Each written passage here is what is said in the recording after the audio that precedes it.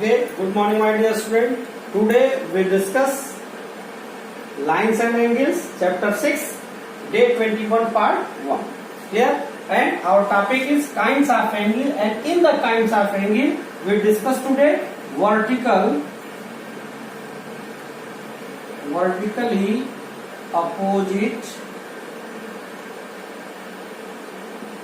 angle. Vertically opposite angle.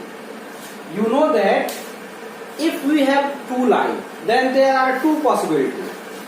If we have line means they are increased both sides indefinitely.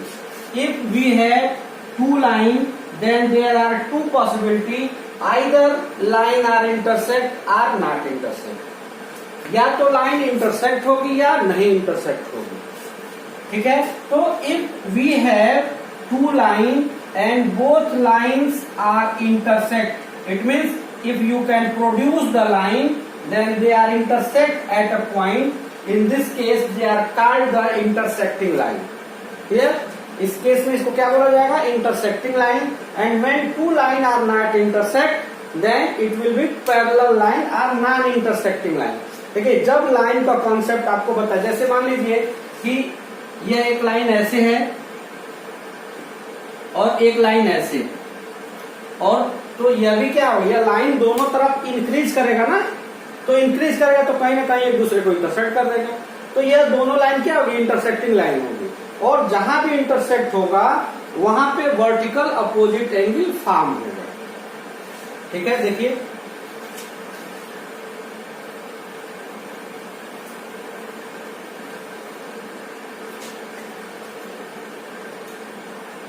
when two lines are intersect at a point, then there is vertical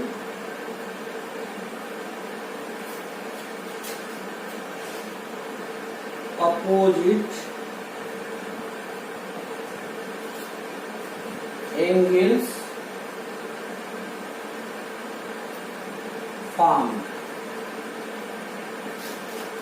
and they are equal.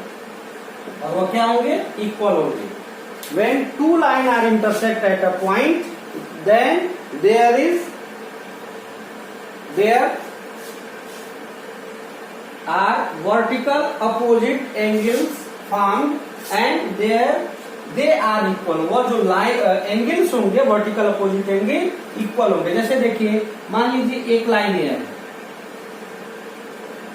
ठीक है, इस line को हम L कहते हैं, और एक line यहाँ ये P है. ठीक है. इस लाइन का नाम P है. ये दोनों लाइन जो है इस पॉइंट O पर इंटरसेक्ट कर रहा है. ठीक है. तो अब वर्टिकल अपोजिट एंगल क्या होगा?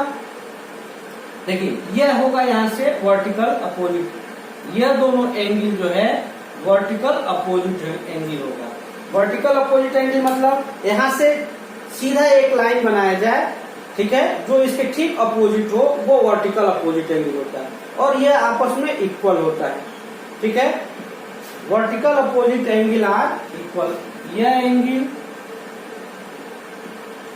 तो अब यही वर्टिकल अपोजिट एंगल होगा. जैसे मान लीजिए एंगल 1 एंड 2, 3 एंड 4. यह angle 1 equal to angle 2. Angle 1 and 2 are vertical opposite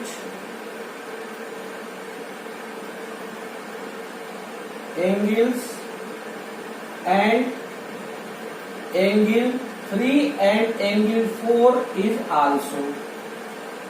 अब एंगल 3 का वर्टिकल अपोजिट एंगल क्या होगा? 4, और एंगल 4 का वर्टिकल अपोजिट एंगल 3. एंगल 1 का वर्टिकल अपोजिट एंगल एंगल 2, और एंगल 2 का वर्टिकल अपोजिट एंगल 1. ठीक है. अब आपको प्रूफ करना है कि प्रूफ करिए कि वर्टिकल अपोजिट एंगल आपस में इक्वल होता है. ठीक है. ठीक है. तो अभी हम इसी को प्रूव करेंगे कि vertical opposite angle are equal.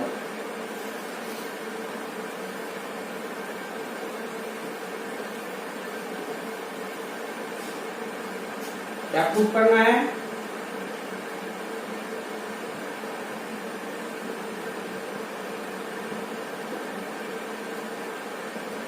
Vertically opposite angles are equal. Vertically opposite angle जो होता है वो इक्वल होता है। तो अब वर्टिकल अपोजिट एंगल मतलब क्या होता है कि when two line are intersect at a point, तो हम यहां बना लेंगे,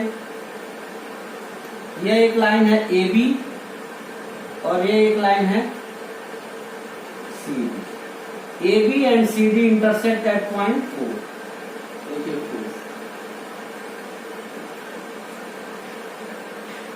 ए बी, अब इसका मतलब क्या है कि यह एक लाइन सेगमेंट है। A B and C D are intersect, line segment AB and line segment CD are intersect at point O. Line segment AB और line segment CD point O पर intersect कर रहा है। Clear?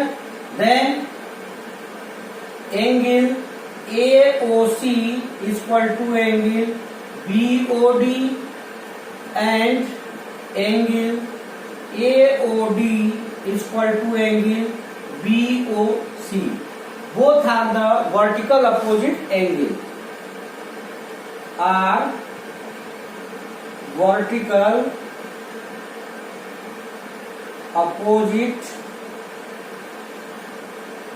angles. क्लियर? और हमको इसी को दिखाना है कि यह वर्टिकल अपोजिट एंगल आपस में इक्वल होता है। देखिए क्या करेंगे आप, यहाँ पे आपको लीनियर पेयर एंगल को यूज करना है, अप्लाई करना है। देखिए तो आप लिखोगे here angle A O D. Clear? देखिए यह angle A O D plus angle B O D is equal to 180 degree. ठीक है? देखिए यह दोनों एंगल, यह 1 और 2, यह दोनों मिलकर क्या होगा 180 डिग्री। ठीक है? क्यों ऐसा होगा? क्योंकि यह दोनों एंगल जो है एक लाइन की एक तरफ बन रहा है और यहाँ पॉइंट O पे बन रहा है। देखिए AOB और DOB 180 डिग्री। ठीक है? रीजन आप क्या लिखोगे? इट इज इक्वेशन 1 और रीजन लीनियर पेयर एंगल। ठीक है? और फिर हम इस लाइन को CD इज अ लाइन, आप लिखोगे here AB is a line segment and OD stand on it. AB एक लाइन सेगमेंट है, इस पे OD स्टैंड कर रहा है, तो यहां पे यह होगा। अब ऐसे ही क्या होगा, CD is a line segment and OB stand on it, और इस पे क्या होगा OB स्टैंड कर रहा है, तो इसका मतलब क्या हो गया angle DOB plus angle BOC is equal to 180 degree. यह इक्वेशन 2 हो जाएगा। और किस वजह से होगा, तो आप जानते हैं कि यह किसी भी लाइन पे एक ऐसे दो एंगल ऐड होगा, यहाँ 2 और 3 कह सकते हो आप, तो यह लीनियर पेयर एंगल होगा, लीनियर पेयर एंगल। इसको साइड में LPA भी बोला जाता है। ठीक, अब आप क्या करोगे, कंपेयर करेंगे। कैसे? Equation 1 and 2 from equation 1 and equation 2। अब इक्वेशन 1 और 2 देखिए, अब आपको बताया गया था कि यूक्लिड ज्योमेट्री का एप्लीकेशन क्या है, things which are equal to the same thing. यह दोनों इसका लेफ्ट साइड इसके राइट साइड के बराबर है, और यह जो लेफ्ट साइड है यह राइट साइड, मतलब यह 180 दोनों आपस में इक्वल है। Things which are equal to the same thing then they are equal to the one another.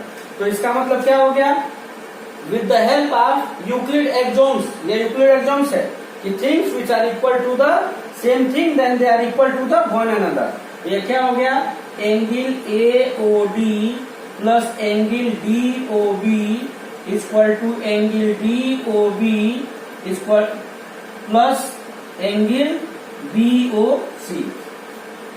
देखिए अब इसका लेफ्ट साइड और इसका लेफ्ट साइड आपस में बराबर होगा यूक्लिड एक्सोम से। ठीक है, अब देखिए AOD plus DOB, DOB plus BOC।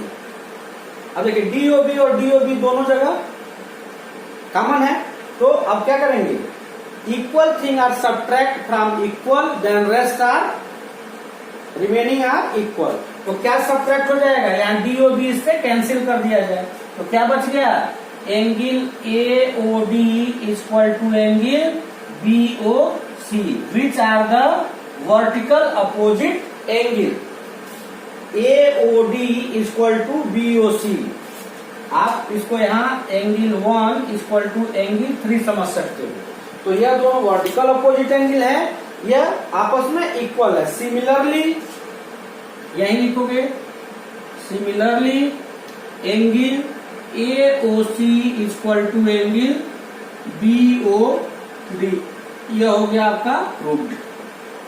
तो आया समझ में, क्या करना है आपको, AB और CD दो लाइन है, पॉइंट O पर इंटरसेक्ट हो रहा है, तो यहाँ पे AOC और BOD vertical opposite angle formed होगा। हमको दिखाना है कि यही वर्टिकल अपोजिट एंगल आपस में इक्वल होते हैं। पहली बार में आप क्या करोगे, AB एक लाइन है और इस पे OD एक रे स्टैंड कर रहा है, आप इसको लाइन सेगमेंट ना बना के रे बना लीजिए तो ज्यादा रहता है।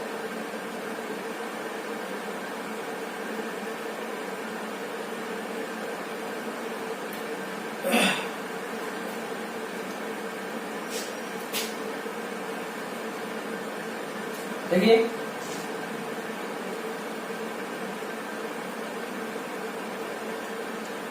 AB and CD are lines and here AB is a line and ray OD stand on it। यहाँ OD इस पे स्टैंड कर रहा है, तो जब किसी भी लाइन पे कोई एक रे स्टैंड कर रही होती है तो वहां लीनियर पेयर एंगल बनता है।